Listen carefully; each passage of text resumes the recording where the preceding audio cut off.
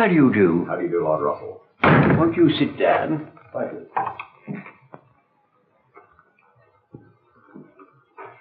Now, what are we going to talk about? Well, Lord Russel, as you approach your 80th birthday, I think we'd like you to tell us what you think you have learned and what you think you will never learn in your career as a philosopher. Well, there are some things that I don't think I shall ever learn, and that indeed I hope I shall never learn.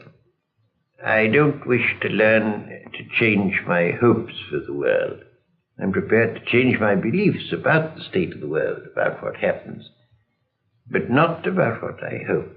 About that I hope to remain constant. I think we might call the subject of our talk 80 years of changing beliefs and unchanging hopes. It's very difficult for anybody born since 1914 to realize how profoundly different the world is now from what it was when I was a child. The change has been almost unbelievable.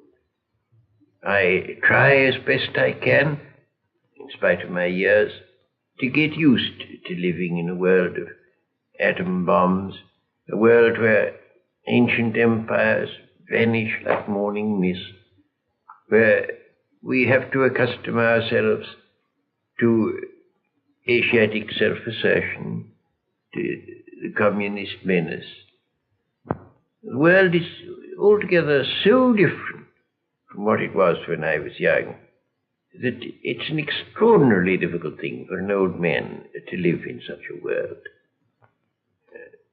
I was born in 1872. My parents died when I was still an infant, and so I was brought up by my grandparents. Can you tell us something about your grandfather? Yes, I can tell you something about my grandfather. He was born in the early years of the French Revolution. He was a member of Parliament while Napoleon was still on the throne. In common with all the Whig followers of Fox, he thought English hostility to Napoleon was excessive, and he visited Napoleon in Elba. It was he who introduced the Reform Bill in 1832, which started England on the road towards democracy. He was Prime Minister during the Mexican War, during the revolutions of 1848. I remember him quite well, but as you can see, he belonged to an age that now seems rather remote. And the world where I was young was a solid world, a world where all kinds of things that have now disappeared were thought to be going to last forever. It didn't dawn on people that they would cease. English people certainly regarded English naval supremacy as a sort of law of nature. Britannia ruled the waves. It didn't occur to us that that might stop. Never thought. Even with Bismarck? Bismarck was regarded as a rascal and was thought of as a sort of uneducated farmer. But it was assumed that the influence of Goethe and Schiller would gradually bring Germany back to a more civilized point of view. And moreover, we thought of Germany as only a land power. Germany had at that time no navy. We weren't at all afraid of Germany. In fact, liberal opinion was more favorable to Germany than to France at that time. Bismarck himself compared Germany and England to an elephant and a whale, each formidable in its own element, but no danger to each other. And that was how we felt, so we were not afraid of Bismarck at all. It was thought that there was going to be ordered progress throughout the world. Gradually, every country was going to take to parliament. There was going to be a bicameral legislature and two parties, and it was all going to be exactly like England everywhere, all over the world. My grandmother used to laugh because one time she said to the Russian ambassador, "Perhaps someday you will have a parliament in Russia." And he said, "God forbid, my dear Lady Russel." except for the first word, the Russian ambassador at the present day might give the same answer. But that was the assumption. It was all going to be orderly, all quite nice. The atmosphere, apart from politics, was one of Puritan piety, very great piety, very great austerity. We always had family prayers at 8, and before family prayers I had to do half an hour's practice at the piano, which I hated. Although there were 8 servants in the house, the food was always of the utmost simplicity. And even of what there was, if there was anything at all nice, I wasn't allowed to have it, because it wasn't good for children to eat nice things. For instance, there would be rice pudding and apple tart. The grown-ups had the apple tart, and I had the rice pudding. And there was extreme austerity in all those ways. My grandmother, until she was over 70, would never sit in an armchair until after dinner. Never. It's almost gone out, that sort of austere living by well-to-do people, which in those days was very common. When did you get to Cambridge? Oh, I got to Cambridge when I was 18. And that, of course, was a new world to me completely. I, for the first time, met people who, when I said anything that I really thought, didn't think it absurd. I'd learnt at home to say almost nothing about what I really thought. People had a horror of philosophy which interested me.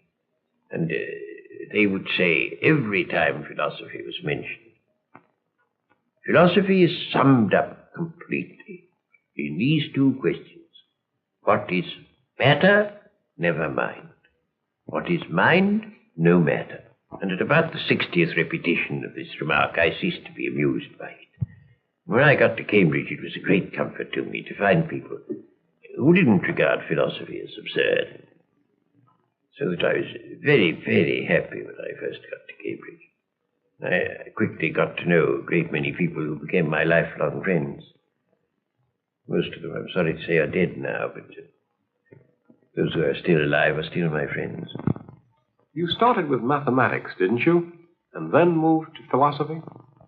That is so, yes. I did 3 years mathematics and 1 year's philosophy at Cambridge. I had done only mathematics before going to Cambridge. What caused your interest in philosophy? Well, 2 things, 2 very different things caused my interest in philosophy. On the one hand, I wanted to understand the principles of mathematics. I observed that all the proofs of mathematical propositions that were taught me were obviously fallacious. They didn't really prove what they said they did. And I wanted to know whether there is any truth in the world that is known. And I thought if there is any, it's probably in mathematics. But it's not in mathematics as I was taught it. And so I tried to find out some truth there.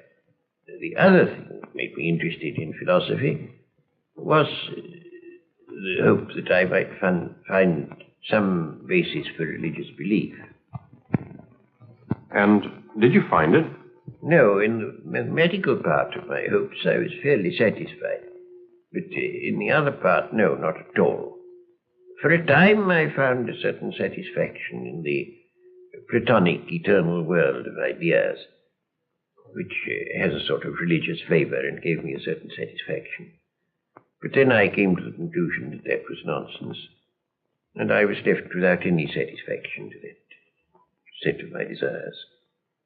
It remained so. So that as far as that goes, philosophy proved a washout to me, but not on the side of technical basis of mathematics. Wasn't it about here that you entered into what you called a life of disagreements? Yes, I disagreed first with my people about both about mathematics and about philosophy. They cared only about virtue. They thought virtue was the only thing of importance in the world. Mathematics, therefore, was unimportant because it has no ethical content. And philosophy was positively pernicious because they thought it undermined virtue. So that on that point I had a strong disagreement with my people. But as regards that, of course, that disagreement was, as far as my personal life was concerned, was solved by my living among academic people who didn't take that view, so that I got again into a circle of people with whom I was quite at home. But that was brought to an end by the First War, where I took a pacifist line. I was against the First War. I was not against the Second. Some people think that this is an inconsistency, but it isn't. I never, during the First War, said that I was against all war. I said I was against that war. And I still hold that view. I think that the First War was a mistake, and I think England's participation in it was a mistake. I think if that hadn't happened, you would not have had the communists, you would not have had the Nazis, you would have not had the Second World War, you would not have had the threat of a third. The world would have been a very much better place, I think. Germany, in the time of the Kaiser, was not uncivilized. There was a certain amount of suppression of opinion, but less than there now is everywhere except in England and Scandinavia. So it really wasn't very bad. For propaganda purposes, the Kaiser's government was represented as dreadful, but that was only talk. It wasn't really true. Your opinions today in regard to Russia are not altogether friendly. Did you always feel that way about the Bolsheviks? Yes, and that caused another violent disagreement. Owing to my pacifism during the First War, I'd become estranged from what you might call conventional people. And then I went to Russia in 1920 and found that I abominated the Soviet government. I thought they were dreadful people already and becoming more so, and sure to go on becoming more so. And so then I had to break with all the people who endured my pacifism, who all liked Russia or thought they did. So that I was left in a very great isolation at that time. But, however, I escaped some of the pain of it by going to China, where I spent a very happy year. I liked the Chinese very much. And there I found people that I could agree with, that I could like. Any conclusions about China? Oh, I don't know about conclusions. I don't think I came to any particular conclusions. I continue to think, as I had thought before, that democracy is the best form of government where it will work. It didn't work very well in China. It wasn't working at all. And one could see that it wouldn't work there. They hadn't the political experience. But I thought it would work there in time, and I dare say it would have done if circumstances had been a little more propitious. On your return, the focus of your interests changed, didn't it? Yes. Owing to the birth of my two elder children, I became very much interested in education. And at first, especially in education in the very early years. I didn't like the old-fashioned schools for a number of reasons. I didn't altogether like the progressive schools, though in some respects I thought them much better than the older ones. But there were some things about progressive schools, at least about most progressive schools, that I didn't feel were right. I thought they didn't pay enough attention to instruction. It seems to me that in our technically complex world, you can't play any important part unless you have a very considerable amount of actual knowledge. And I don't think that most children will acquire much knowledge unless there is a certain amount of discipline in school.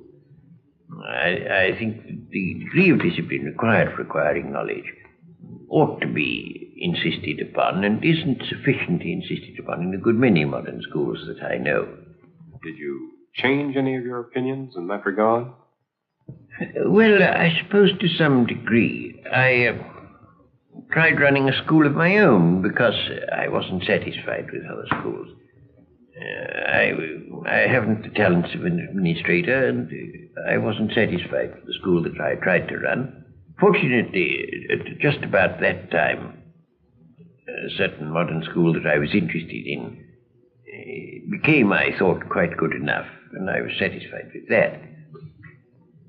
I have, I suppose, changed my opinions not only about education, but about a good many things, as a result of seeing the kind of nefarious things that people do. I think that freedom is not a panacea for all things. I think there are a good many matters in which freedom should be restrained. Some of them things in which it's not sufficiently restrained at present. In the relations between nations, there ought to be less freedom than there is, I think. And to some degree this applies in modern education too. I think that some progressive schools certainly have more freedom than you ought to have. There are some freedoms that I think are desirable in education. Now, in the old-fashioned school, if a child uses a swear word, it's thought worse than if he commits an unkind action. And that seems to be absurd.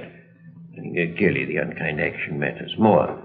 And in that sort of way, I don't like the old-fashioned way. I also think that children should be free to explore the facts of life to a degree that they're not when they're brought up in an old-fashioned way. I think there should be free speech. There are a number of things that I like very much about modern education. But both in education and in other matters, I think that freedom must have very definite limitations where you come to things that are definitely harmful to other people or things that prevent you yourself from being useful, such as lack of knowledge. So that there are those respects in which I suppose I should lay less stress on freedom than in former times. Do you still believe in the importance of abstract philosophy? Well, now that's a very difficult question. I have myself a passion for clarity and exactness and sharp outlines.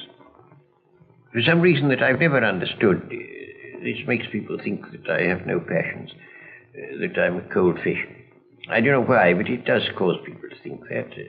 I don't myself think that's altogether just, so that's neither here nor there. But I do like clarity and exact thinking, and I believe that very important to mankind, because when you allow yourself to think inexactly, your prejudices, your bias, your self-interest comes in ways you don't notice. And you do bad things without knowing that you're doing them. Self-deception is very easy. So that I do think clear thinking immensely important. But I don't think philosophy in the old-fashioned sense is quite the thing the world needs nowadays. I think the needs of the world are different from that. Well, just what do you feel today's needs are?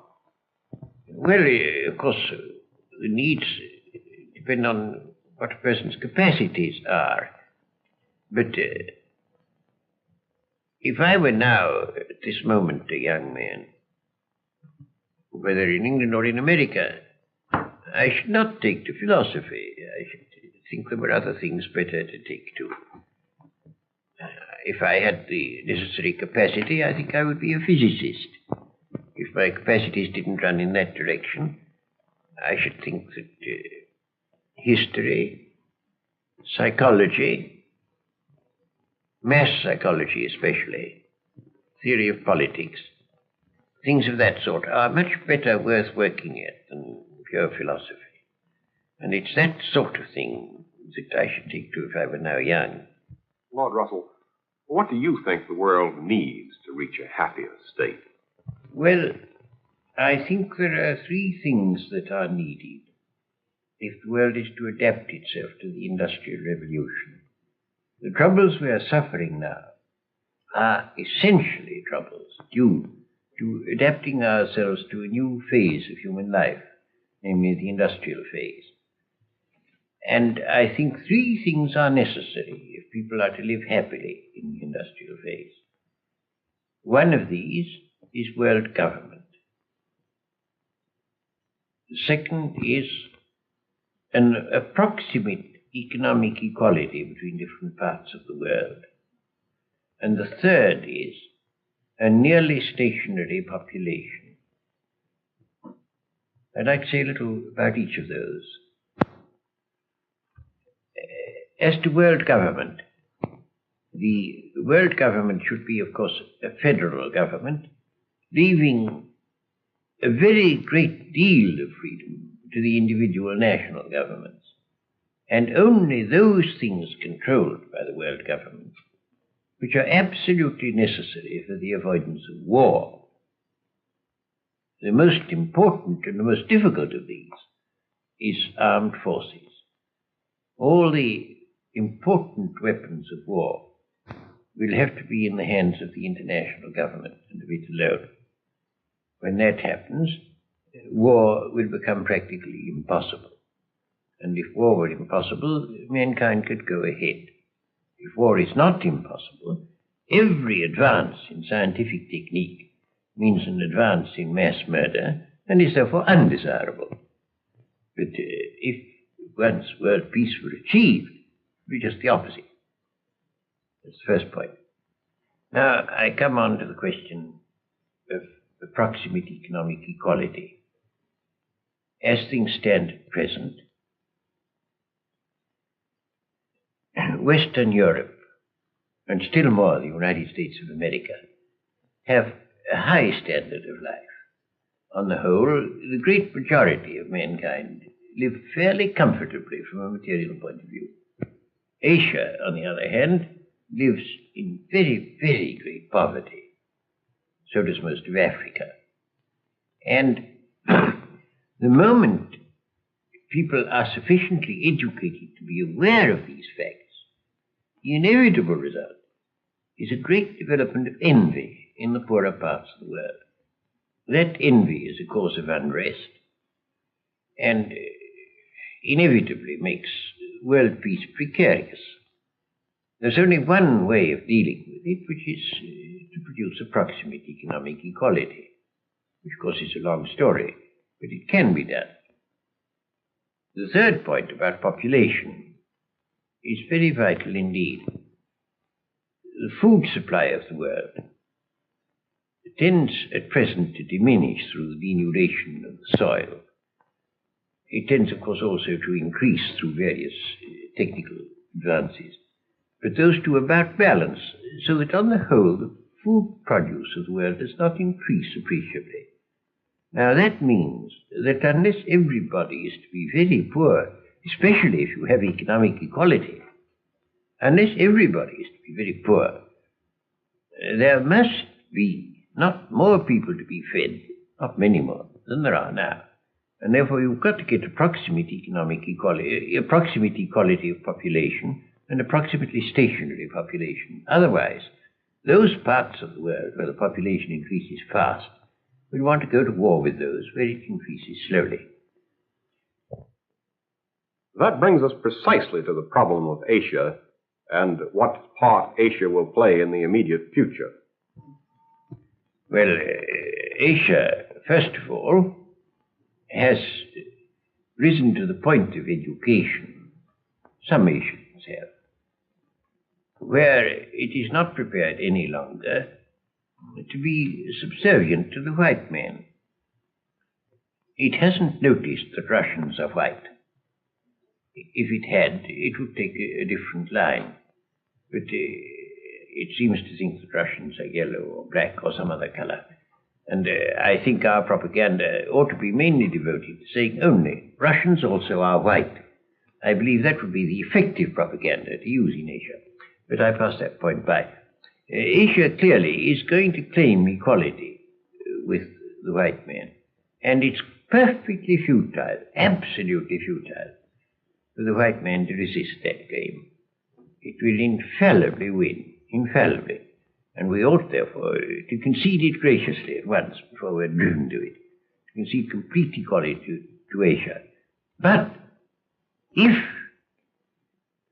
Asia is not to overwhelm the rest of the world with a vast flood of population and poverty, Asia must live up to its responsibilities and must learn the sort of things we have learned in the West, which is how to maintain a roughly stationary population. And if they can't learn that, which I fully believe they can learn, and learn quickly, much more quickly than most people think, if they can't learn that, they will not have won their claim to equality. Lord Russel, speaking as of today, can you see the influence of any one philosopher more than any other one? Well, I suppose in recent years the most important influence has been Marx. If you can dignify him with the name of philosopher, I should hardly like to dignify him so myself, but I suppose he must count in the list. And he certainly has had more influence than anybody else. For those of us who reject Marx, can you offer any positive philosophy to help us toward a more hopeful future? Well, as to that, you see, I think one of the troubles of the world has been the habit of dogmatically believing something or other. And I think all these matters are full of doubt, and the rational man will not be too sure that he's right. I think that we ought always to entertain our opinions with some measure of doubt.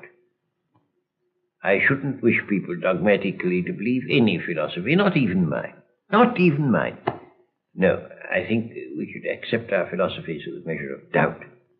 What I do think is this, that if a philosophy is to bring happiness, it should be inspired by kindly feeling. Now, Marx is not inspired by kindly feeling. Marx pretended that he wanted the happiness of the proletariat. What he really wanted was the unhappiness of the bourgeois. And it was because of that negative element, because of that hate element, that his philosophy produced disaster. A philosophy which is to do good must be one inspired by kindly feeling and not by unkindly feeling. Summing up, Lord Russel, do you feel that there is hope for the world today? Well, I do. I feel it very strongly, but how far that is really a rational conviction and how far it's temperamental, I can't say. But I do most strongly feel that there is hope. There may be very dreadful times ahead of us. I dare say there are. But I still believe, I believe most firmly, that through whatever pain and suffering, mankind will emerge from these dreadful things and will emerge into some world that will be happier than any world that has existed in the past. I'm firmly persuaded of that. What I don't know is how long it will take.